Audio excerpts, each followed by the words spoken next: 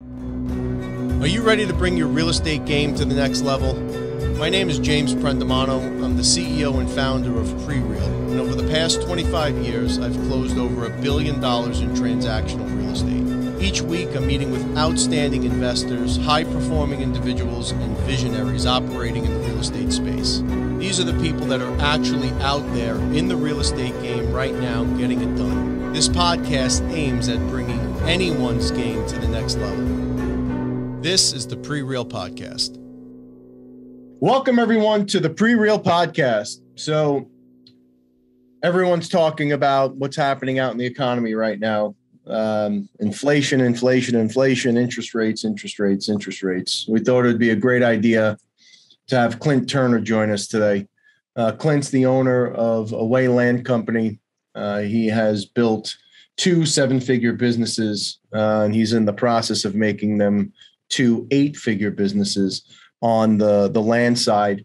He's got a real interesting model, folks. And for those of you that are thinking about what so many of us have been thinking about, kind of turning in that 9 to 5 and looking for a different way to live and build a passive income stream that's resilient, recession proof, and doesn't require, 80 hours a week of your time and attention. I think Clint's on to something here, and we're real excited for you to join us today, Clint. Thank you so much, bud. Yeah, James, thanks for the intro. Very kind of you. Oh, my pleasure. I'm a deal junkie. I love to get into the weeds on this stuff. So anytime we have the opportunity to speak to someone that's doing something a little different, it's exciting for me. So if we could give us in 1 or 2 minutes just a snapshot of what Away Land Company does first, and then we'll get into the backstory. Yeah, so Away Land Company, that's my parent land company, has really gone through an evolution over the last 6 years, as most people have to, with shifting markets. But the primary story of Away Land Company, I started it, I'm 27 right now. I started it when I was 21. And we got into flipping vacant lots. That's what we were doing, right? So we go and buy lots. At that time, we could buy lots for 30 cents on the dollar pretty regularly. And we can bring them to market at 70 cents on the dollar, and we could turn them pretty quickly, right? And and this is just, not by, I would say, my necessary expertise. It's just what I learned when I got started, the podcast I was listening to, the programs I took, all the things, people were talking about financing your own properties, right? Financing your own land. And when you can buy land cheap enough, we can put our own first lien mortgage behind it, right? And we can act as the bank. And as I like to say, the bank always wins. So it's always great to be in the bank seat, right? So that's what we started doing. We were buying smaller, medium-sized properties. We were selling probably half of them on owner financing, where we'd hold the note, we'd earn, make all the interest upside. And then when people default, we can talk about that later, but we like defaults in our business. So, we started that. And then over the past 3 years, we've kind of found the tangential niche where we're subdividing and creating this rural land inventory, right? And so that's kind of what we're doing right now. We're about 50-50 between buying and flipping lots with owner financing, and then buying bigger projects that we're doing, that we're putting a little bit of value add into to make into a lot of smaller parcels. Was there a strong mentor or presence in your life around real estate that motivated you? Like, how did you get into the gig to begin with? Yeah, no strong mentor or family member or anything. I've always been very entrepreneurial, though, from the young age. My best friend, also very entrepreneurial. Like to tell this story. We met in middle school, I think is what it was. And in middle school, I was buying iPhones because you could buy them cheap off Craigslist, or you could buy them cheap for people who didn't understand the value, and you could sell them for 2 or 3 times. So we'd buy a phone for $50-$100, sell it for $200-$300.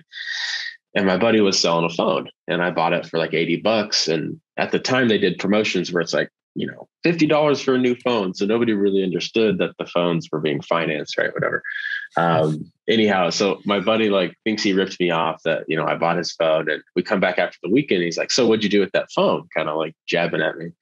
I sold it. He's like, how much you sell for? I said, $350. He's like, what? This guy just like took me for a ride. So, I've always been like, that was the spark of a very good friendship, but I've always been very entrepreneurial, and I've had a lot of things that weren't real estate that didn't work as I was going through college and kind of coming up, or some that worked minorly. With land, man, it was just something I heard about. I learned about it. It kind of clicked with me. And so I was trying it alongside some other things. And, we had a couple big wins, and I was like, shit, you can make some serious money doing this. Right. It's kind of the first real big wins that I'd had in the entrepreneurial journey. But yeah, I've always just wanted, man, to be a business owner, to work for myself. I went to have a background in engineering. I got a 4.5 year, whatever, degree in mechanical and electrical engineering. And I did that for a couple of years, but just grinding the sales, because that's where I went into naturally, was the sales side of it. It's a grind, man. It's tough. And I was like, man, there are so many different ways that you can go make $60,000 or $70,000 a year just to cover that first base. Right. And so that's where I was. And I was just in that like hungry, trying to do something different stage. And land was the first thing that worked. It was where I was finding the success to where I could leave the job and do the things. And so I've just always loved it and had an attachment to it since. Mm-hmm. What is the average? Is it 20%, 25%, 30% of the comp? What is your sweet spot? Yeah. So I'll definitely say it's changed, right? And that's a great point you make. And I always push back when anybody tells me it's too competitive or nobody's selling anymore. And we're finding deals every month, it might not be, it might take a different set of skills than you have, but there's definitely deals out there. Why do people sell land cheap? There's a few different reasons when you think about it logically.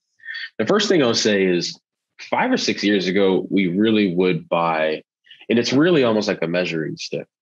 However many drive it is however many minute drive it is to the major metro, the farther that is, the lower the number is, right?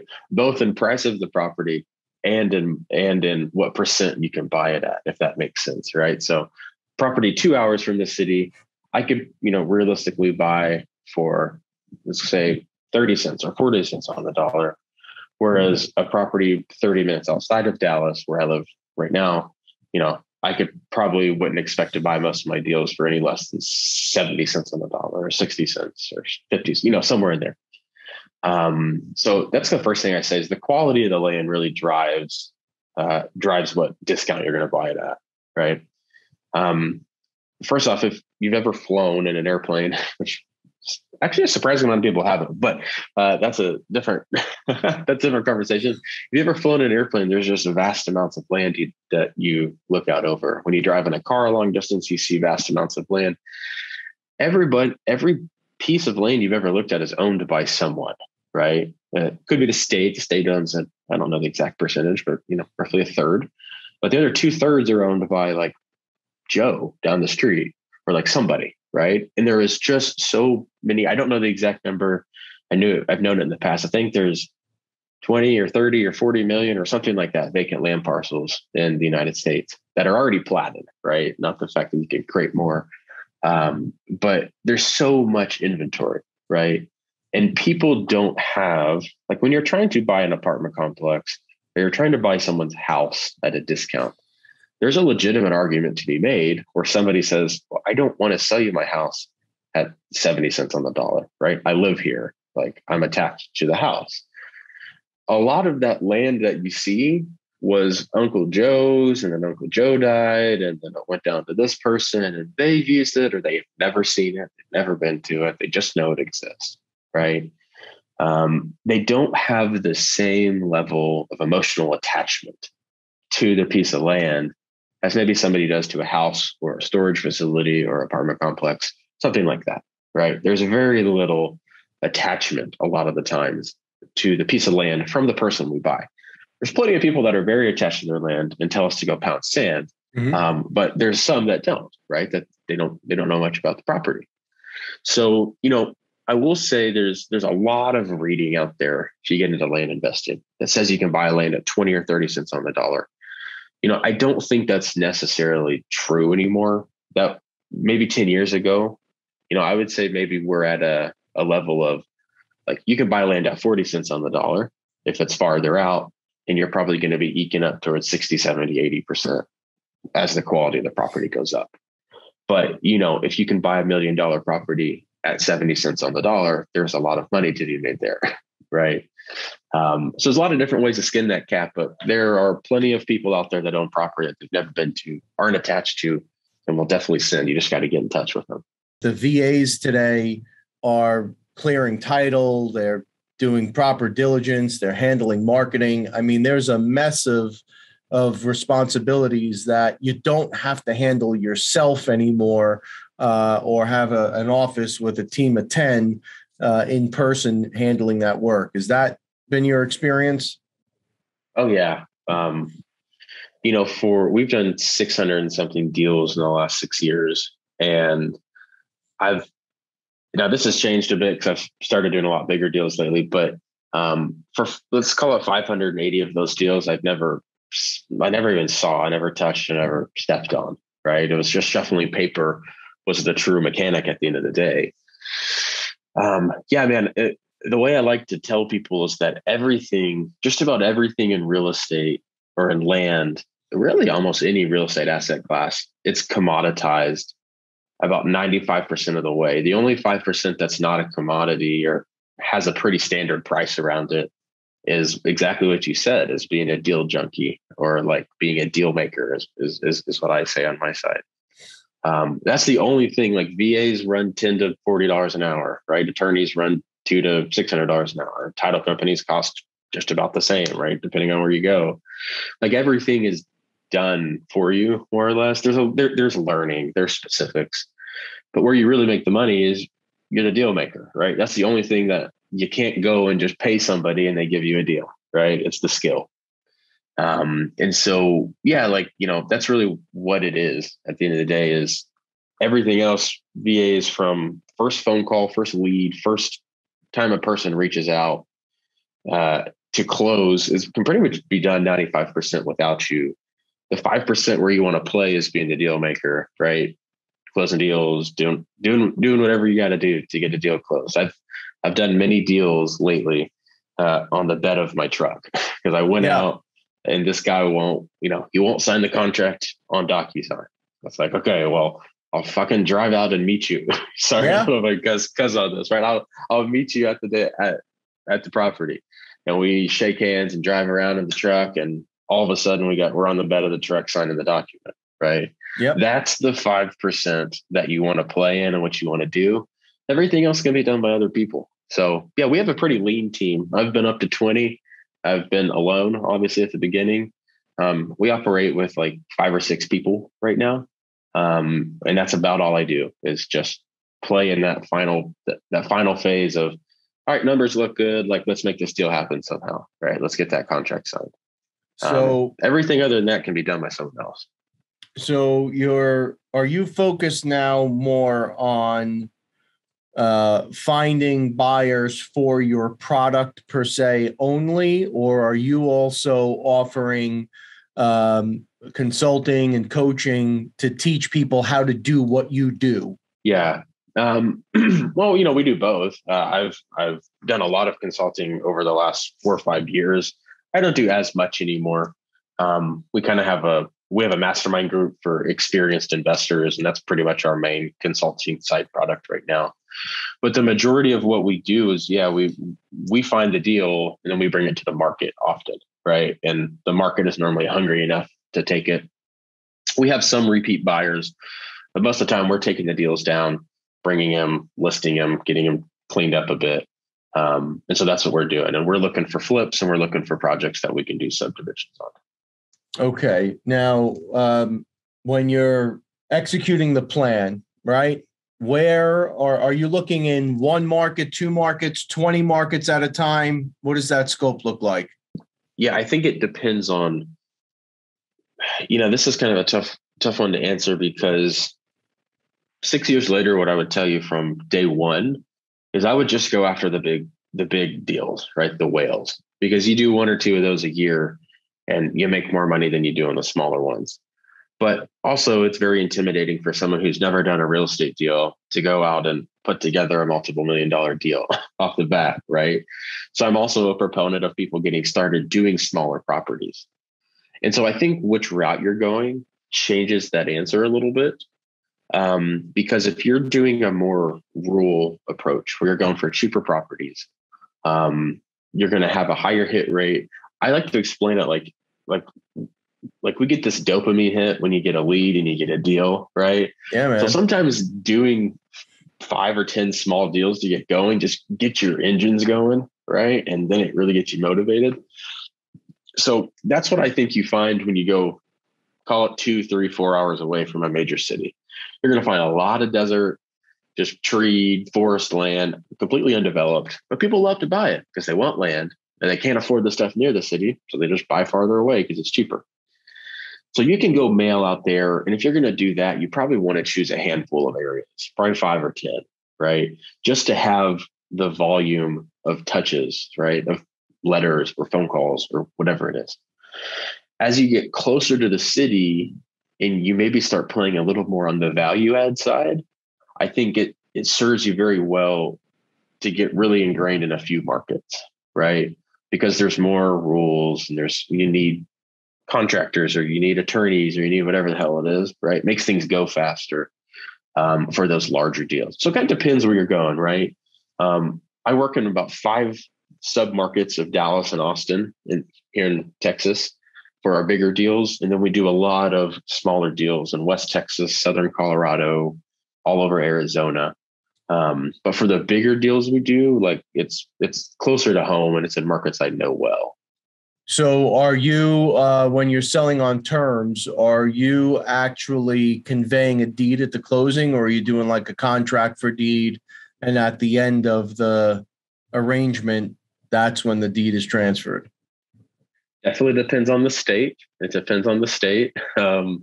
Texas doesn't like contract for deeds as much, whereas Colorado and Arizona and New Mexico and Oklahoma, they don't mind it as much. Texas is not a big fan of it. You can do it, but it basically is, you might as well just have a deed of trust. So anywhere that I can get away with a contract for deed, it limits my exposure and liability the most, I believe. And it gives me that mechanism of taking the property back quickly, right? I don't have to wait for a judge. I don't have to wait for anybody. You violated a contract. You're in breach. And the remedy for that in this contract is that I regain possession of the land, right? So if somebody defaults and they hit all the terms in their contract, which is generally 60 days behind in no contact with us, then the property's back in our possession, and day 61, it's relisted and ready to go again. And if they paid, say it's a $50,000 property, if they paid $15,000, well, we're going to go sell it again for full value. So it's just a $15,000. It was like a free 15 grand we got on the deal, right? And Yep. We're just going to go sell it again. In Texas likes deed of trust, which is probably smarter for the consumer's protection, but they do deed of trust. And so anytime we have a foreclosure situation, it's almost always a cash for keys, where I'm going to give them some money back and they're going to deed it over, and we're not going to have to deal with any lawyers. We've had a few times where we've had to go through the full foreclosure, but 97% of the time we don't have any courts or anything involved if someone stops paying.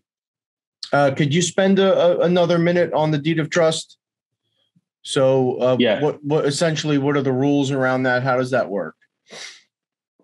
So they can't build typically on the property, because if they're going to build, well, this is why I put that.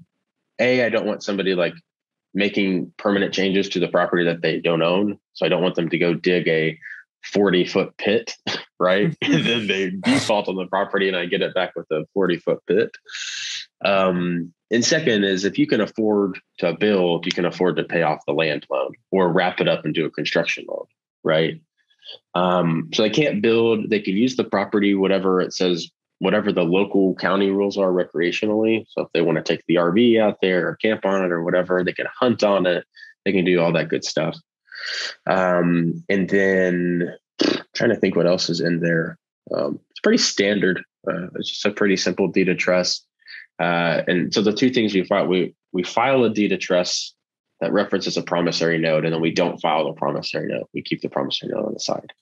And so the promissory note, the deed of trust basically says, for value in consideration, referencing the promissory note, and then the promissory note says you owe $800 a month for 6 years or whatever it is, right? Got it. But yeah, so most of the time, right, they have the deed. They know it's going to be a pain in the butt for us to foreclose on it. And so we go to them and we say, hey, look, you've paid 15 grand. Let me write you a $5,000 check. And let's just exchange. We'll just do a quick claim deed. I'll send you a check and we'll be on the way. Right. And that typically works. The only times it really hasn't worked for us is when the person has just downright disappeared into thin air and you can't find them.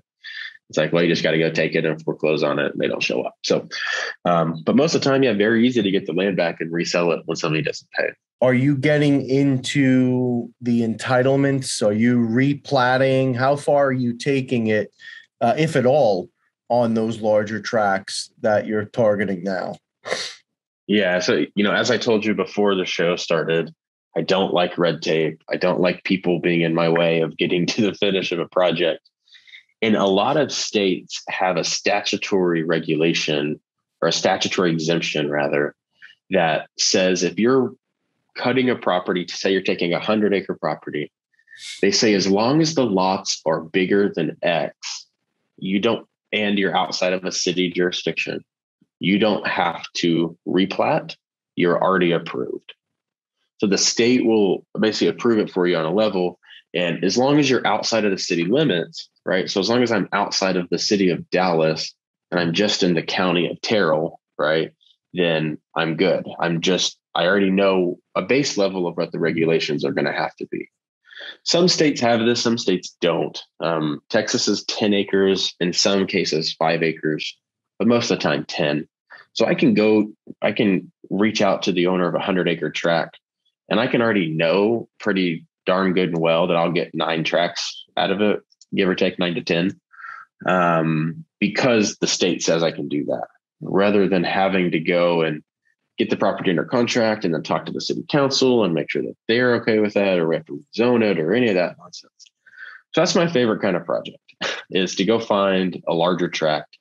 Now, sometimes, to answer your question, we do when we have replatted, and it's just when it made the most sense, right? It's like the headache was worth the extra yield we would get out of the project, if you will. So sometimes for example, a project I can think of, it had a big, 8,000 foot corner of road frontage, right? And road frontage is the holy grail when you're subdividing, because you don't have to cut roads, which are extremely expensive. And so it made a lot of sense to utilize that road frontage and go lower than 10 acres, right? Longer, skinnier tract. 10-acre tracts look kind of funny, and 1-acre tracts were beautiful. And so we went through the process and got 1-acre tracts platted out. Again, since it's outside of the city, it's just going through the county regulation. So it's honestly very simple. Normally, the local surveyor almost always knows exactly how to do it. That's the hack there, is you don't got to figure it out. You just got to hire the surveyor that already has done that before. And they're like, oh, well, you talk to Bill and we go here and we get it signed and we'll just take care of that for you. That's the surveyor's job. But yeah, I like to know for feasibility and financial feasibility, what's the worst case here? I can cut this into 10 acres. What a 10-acre tract sell for? And then we can do the math backwards to figure out if the project makes sense. Are you just not doing those deals where you don't have a ton of road frontage and you've got to do an internal road network? Because that could get messy and could be a headache, right? So are you just staying away from those deals altogether? So how I like to describe it is we've done variations of all the things. We've done roads, we've done power, we've done water. Well, I guess not all things. We have an extended sewer infrastructure, but we've done them all in different ways. When the properties are rural, you can actually get creative. There's these cool systems where you can drill. Say you're getting 10 lots, you're making 10 lots, right? And there's not enough road frontage for it. Basically, to extend a water line is always expensive. So instead you can drill a well and you can have pressure tanks that are always filled, and it acts in the same way that a water line would. So as long as the well's full, then and the wells are always full typically. So there's a lot of cool ways you can do it. But to answer your question, we generally don't do much entitlements. Again, I'm not afraid of doing an entitlement project, but it's just the use of my time, right? And I also find that entitlement projects they're speculative in nature. And when you're in a market where you don't want to be doing where you want some certainty, right?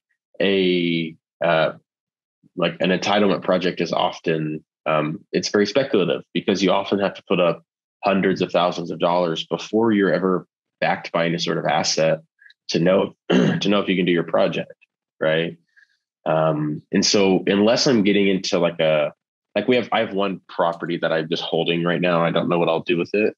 It's like 4.5 acres next to us, a nice neighborhood and a golf course, and it's zoned for higher density multifamily. I think we could do a multifamily build on it. I think we could do a storage build on it. The county was pretty open to all of them when I talked to it, right? So we will do it, but at the end of the day, it's just a lot of red tape, paperwork. Like the timeline on that deal is going to be 12 to 18 months minimum, I would think, where I can go through an entire subdivision, construction, listing, sell, everything's closed through title in 6 months, right? So for me, it's just where my momentum is. And I'm like, I'd rather do 3 of those than the time it would take me to maybe do one of the other ones. But I've also got some friends that have made a bunch of money entitling land and selling to developers. So there's nothing wrong with it. Our game is just much more on the minor subdivisions. Got it. So are you looking at timber value and whatnot when you're acquiring these parcels? So funny. I've gotten asked this question multiple times in the past few days. On the East Coast, timber value comes a lot more into the equation because there's a lot more real feasible logging operations going on out there. Whereas there's not a ton of logging operations in Texas, Oklahoma, et cetera, where we are. And the other thing is with timber, yes, it may have a value, right? But the actual time to harvest, process, get paid, by the time you have all the fees associated with it, it's not as lucrative as people think. So if we're flipping a truck that has timber on it, I'm never investigating cutting the timber, personally at least. I'm just saying, hey, and you can just call the log, there's multiple logging companies. You can call them, they'll drive by your property. They'll walk an acre of it, look at the types of trees and wood, and they'll give you a rough estimate of how much timber they think's there and what it would go for. So if they say, hey, there's $100,000 of timber on this property, how I calculate it in my head is, all right, I'm just going to treat that as like an investment. All right. I will value the surface value of the land, and then I will take, say, 20% of that timber value and add it onto the surface value. Right. But in a lot of the areas that we work, there's just not, you have to have very specific, the right kind of timber, and you need to have a lot of it. So you get a logger to come and set up a big operation to cut for you. So we rarely do much with timber. Sometimes we'll just value it and pay somebody a little bit more because it adds timber. And on the sales side, I can say, hey, it's got all this timber, blah, blah, blah, right? But we don't do a ton with it. Yeah, no, you're right. It is an anomaly, and there is a lot of logistics, and there are, right now there's a beetle that's eating all the ash trees, right? There's a lot of stuff you have to contend with. That said, we've done well in Pennsylvania with those deals. There is some significant value that we've been able to pull off the land before going through the next steps and subdividing and so on. Yeah, I have a few clients that work and live on the East Coast, and they deal a lot more with timber. That's why I say the East Coast is I don't know why it just happens more out there. Because I have a friend, he's been in the wood industry, the logging industry, whatever it is. He's been in it for a while, and then land was a byproduct of all his logging knowledge. So I just call him anytime I have something out there. I'm like, what is this worth? I don't know. But yeah, we haven't done a ton with it. We did have one in Oklahoma that was like 400 acres, just solidly full of trees. And so that one had some real value, I think, in the timber. We just flipped that track. And so the buyer was like land is just like, in my opinion, gold or silver or anything. It's limited in quantity and it's usable, tangible, which makes it more, which makes it better.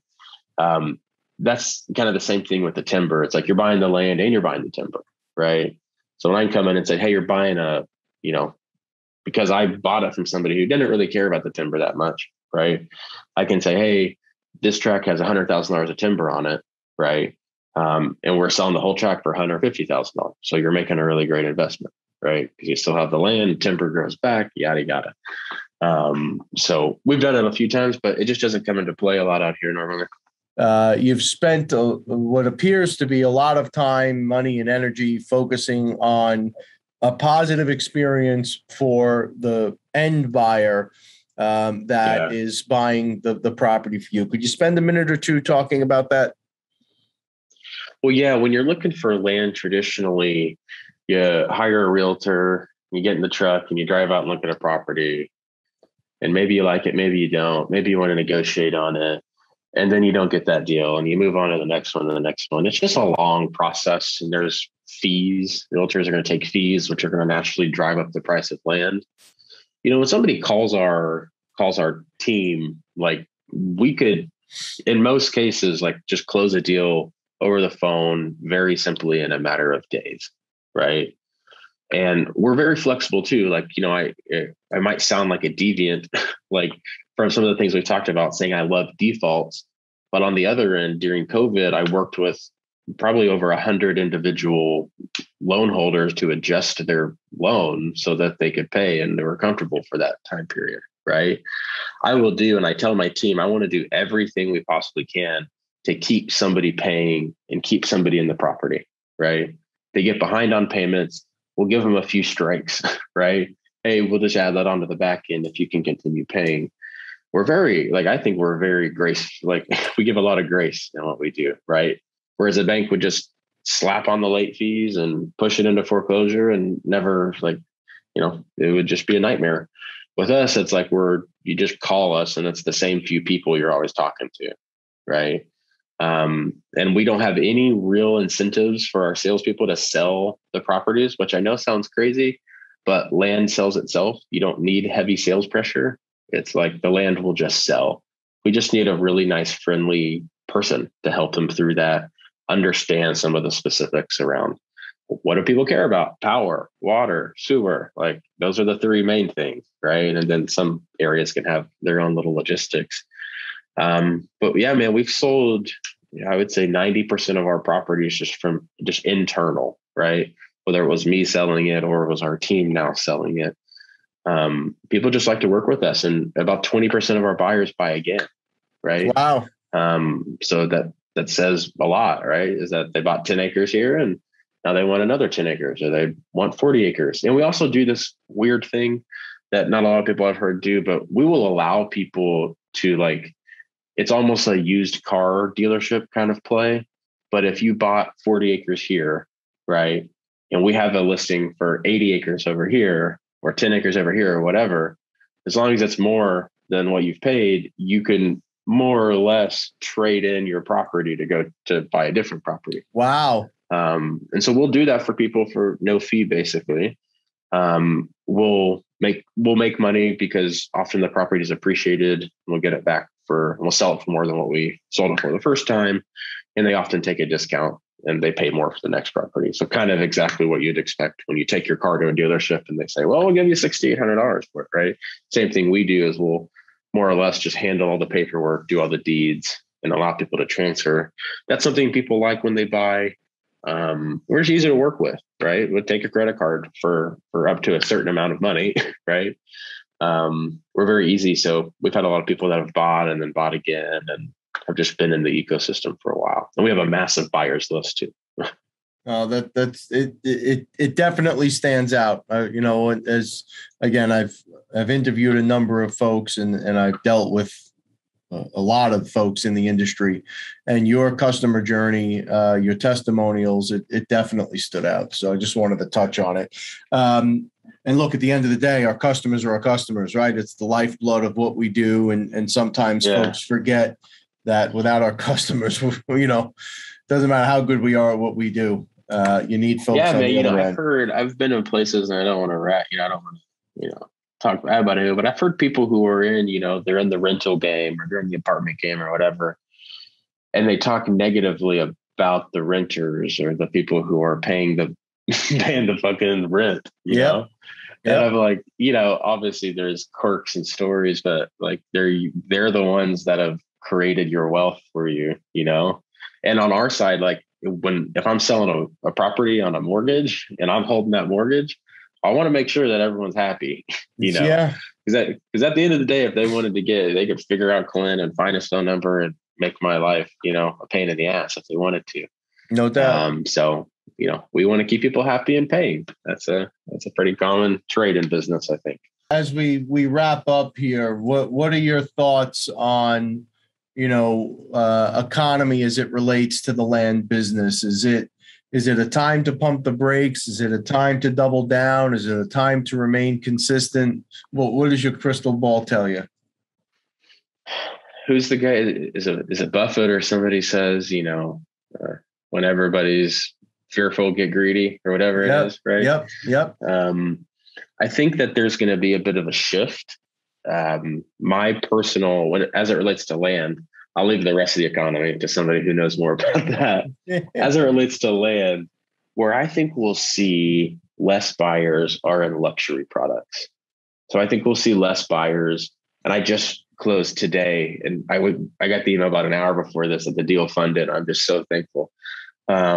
But we sold a package of 19. There were luxury lots. We sold them for about a $240,000 price point a piece.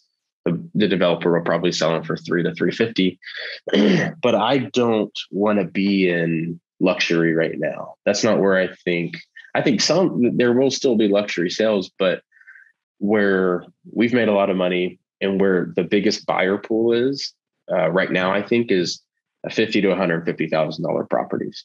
So we're trying to find properties near major growth markets where we can create a product at that price point, right? And then on the back end, we can competitively finance it, especially with the banks doing what the banks are doing. Makes us working with us to finance it versus for the most part, if you can make your down payment on a property with us, you're good to go. We don't need a credit check. We don't need any sort of income verification. If you can make the down payment, we're ready to roll most of the time, right? So what you just touched on, I think might be the single most powerful thing that you've got going on a go forward basis for you because of the price that you're able to acquire. And because of the price point you're focusing in, you have the ability to beat the rates, right? Mm-hmm. You can go out there and when everyone is crazy, as rates are raising and raising and raising, there'll come a point, I believe, when you're going to be able to slip in underneath that and say, hey, by the way, 9%, 10%, we're doing deals over here at 6 and 7. You build it into the price and, you have your, right. It is what it is. But I think that's a super powerful tool. And I believe now that we've crossed the Rubicon in the big cities. I believe that the decentralization is real. It's here to stay. And until there are major changes in some of the legislative things that we're seeing come out of the big cities, these secondary markets and these tertiary markets that historically would get annihilated in a market turn are going to do the opposite. I think that of course, there are some markets that I'll never understand how the heck they're doing what they're doing. But I believe that the right secondary and tertiary markets have now stabilized. And this is the new norm, man. Like coronavirus shifted a lot of things and work patterns and the ability to do this remote and the ability to step away and kind of launch your own business like a land business is here to stay. And I think it's going to support those markets. And I think that there's a hell of a future in land investing in the future. Yeah. And the great thing about being able to finance and run that transaction cycle is as banks tighten up too, they're not going to land as one of the first assets that they'll stop lending against. Yep. Right. Banks don't love to lend on land unless you're going to build on it immediately. Right. Yep. Unless you're wrapping up the land into a home construction loan, because then they can go sell it to Franny or Freddie. Right. They know who the buyer is. But for land, they don't always have the mortgage buyer, or they have to shove it themselves. So it's the first asset typically is like rural land that gets the Knicks, followed by commercial land, right? Kind of both at the same time typically. So yeah, I think it's powerful. Just one in the fact that I don't think a lot of people will be able to qualify or even just get an asset-backed mortgage for the piece of land, right? Where we do offer asset-backed mortgages. I'm not going to sue you to come get the value of your property. I'm just going to take the property back. Right. Whereas a lot of the lenders right now that my buyers they're getting approved, they're getting personal loans, not asset loans, right? So their balance sheet confirms the loan, which is their business. That's great, but not a lot of people can do that, right? And that's definitely not going to be the majority. And the rates are going up and up. We just had somebody buy that's property project I just told you about. The reason I was like, this thing, every day I'm waiting for a message for this thing to fall apart, or they want some concessions, because they engaged us to buy this when rates were a pretty consistent 4.5. And I don't know where they locked their rate at, right? So I didn't know if they got up to 6 or up to 7. They said it funded, so I'm feeling better now. But that's something I was legitimately worried about. So I think it's a powerful thing to be able to buy low and then control the full cycle. I will tell people there's a lot of gurus and people out there that talk about this model as if it's the holy grail of investing styles. I like to. I'm not the most motivating guru sometimes, I think, because I tell people that to build the land note business, it takes a lot of time. I didn't really make a lot of money the first couple of years because you're negative after you finish a deal at the beginning, right? Now, when you're into that game and now you have $40,000, $50,000, $80,000 a month on mortgages, well, then the game flips. Now you're making plenty of money, right? But to do the notes right, it takes a year or two of really pounding the pavement for not a ton of upfront reward. And the other thing I tell people is every dollar I make in land, it goes to commercial assets. I don't keep it unless there's a great opportunity, I'll reinvest, right? But the money that I make that I want to keep forever, I stick into a commercial asset, right? I like storage quite a bit. So I'll be in a storage development or syndication or building that we own. So there are some downsides. Land isn't perfect, right? There's no depreciation. There's no tax benefits. Very high tax, really. First time I got a tax bill was really, really eye-opening. I'm like, well, how can I make that not happen again, right?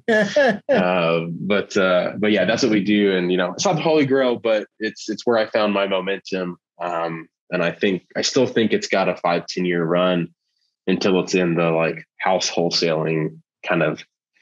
There's a lot of people trying to wholesale houses, and land is still not really like that. There's definitely more competition, but it's a fun area to play. And I tell people all the time, if I ever go broke, I hope I don't, but if I ever do, I can always pick the phone up and I can find a lot for $10,000 less than somebody else will buy for it because I've learned how to do it. Right? Yep.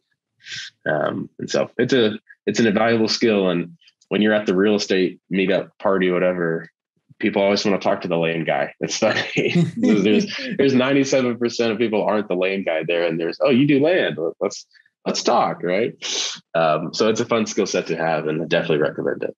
Yeah, no doubt, man. In that vein, what's the best way for folks to find you and reach out, Clint? Just find me on social media and follow me wherever you like to. Clint Turner on all the platforms, Facebook, Instagram, Twitter, wherever you are.